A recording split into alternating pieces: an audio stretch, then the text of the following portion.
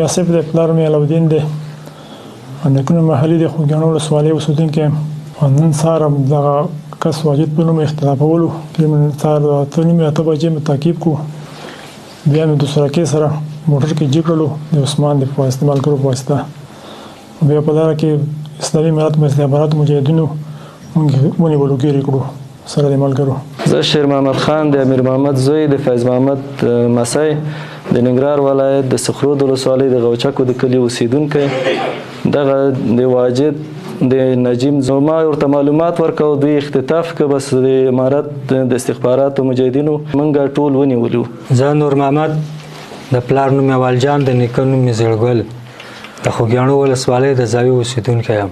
او نن ورځ 8 بجې حاجي واجد چې د کوره راوتو او موږ هلته ورته ولاړ وو سره د مرګلو او سړی د سراکه کې ګاډي نه و، ګاډي کې هغه کو اختطاف کړلو. هلته چې د افغانستان اسلامي استخبارات مجاهدینو موږ ونیولو.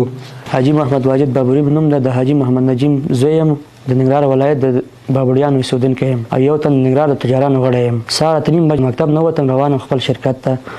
دغه سرک سر ته چې ورسېدو مسله کسان راغله او زموږ موټر مخ ته ودرېده. زه ښکته کړم، زما لاس یې وتړله، بل موټر ته انتقال کړم.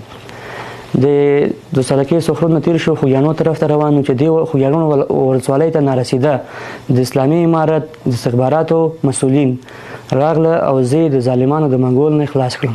او زه د اسلامي امارت د ټولو مسؤلینو نه بالخصوص د استخباراتو د مسؤلینو نه ډیره مننه کوم او الله دې دوی ته اجرونه ورکړي، الله دې ته نور هم توفیق ورکړي چې نور هم د افغانستان د خلکو د خدمت مصدر وګرځي.